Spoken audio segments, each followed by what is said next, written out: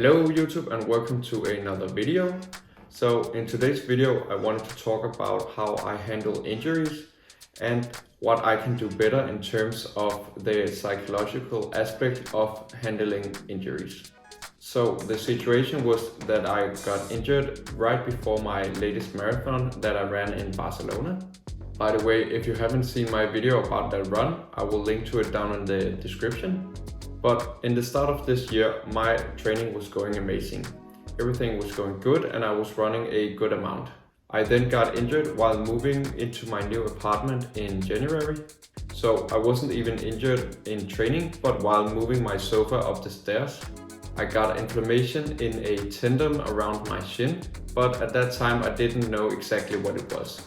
I was naive and thought that I could continue my training just as usual, just 2 days after the incident. Therefore, I chose to do my usual interval runs just 2 days after. This caused the inflammation to increase very much. While I'm saying these things, I do know that this sounds very stupid, and it was. But I find it very hard to restrict my training because of external factors such as moving a sofa up some stairs. As I mentioned, the inflammation increased very much and my foot completely got locked in place. I couldn't even walk properly for 2 weeks and I was out of my running training for well over a month. I was luckily able to continue my cycling and swimming training and some form of resistance training. I got back into training with the help of a physiotherapist and started running again. The next problem that occurred was that I had a marathon in Barcelona waiting, not so far in the future. This trip to Barcelona had been planned for well over a year and my whole family was traveling with me to cheer me on during the run. This meant that I couldn't back out of the run. My family was of course very sweet and made it clear that I shouldn't do it if it wasn't safe and so on. They did not pressure me at all to do it. But I decided that I wanted the experience of traveling to a foreign country, running a marathon and being with my family throughout the whole experience. But to my surprise, a miracle happened and the inflammation started to disappear rapidly in the 2 weeks up to the actual marathon. When I stood on the starting line for the marathon, I couldn't even feel it anymore. As described in my other video, the run went amazing and it was a fantastic experience being in Barcelona. As to be expected, my legs was absolutely wrecked the following days from the marathon. But the actual inflammation didn't really come back the way I expected it to.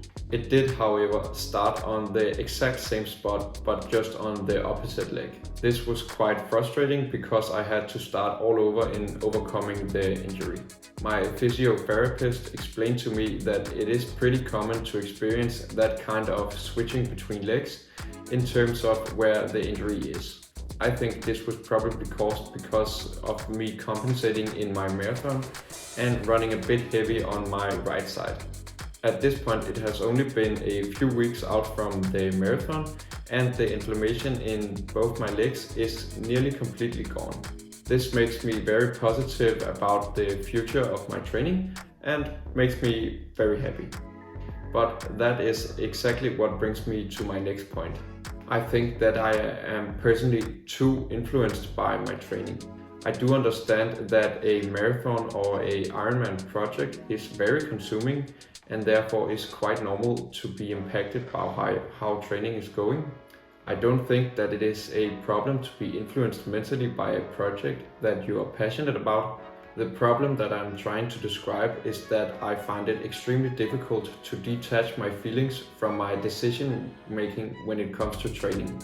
I love to compete in different races and I find it to be a wonderful experience every time that I get to be in these races. But this also puts a form of pressure on my daily training. I really want to improve from race to race and that leads me to want to train harder for each time I race. This form of pressure I place on myself can sometimes cause me to make some really dumb decisions, as perfectly exemplified in the situation I described about moving into my apartment. So in the future I would like to focus a lot more on making decisions about my training based on reasonable strategies and not a feeling of pressure that I place on myself. So guys, I hope you have enjoyed this video and could use some of my reflections in your own way of handling injuries. If you have any tips that you think I could use to improve, you're more than welcome to leave them in the comments. I'm happy to hear if you have similar experiences and how you handle it. Besides this, I just want to wish you all a great weekend and I hope to see you in my next video. Take care.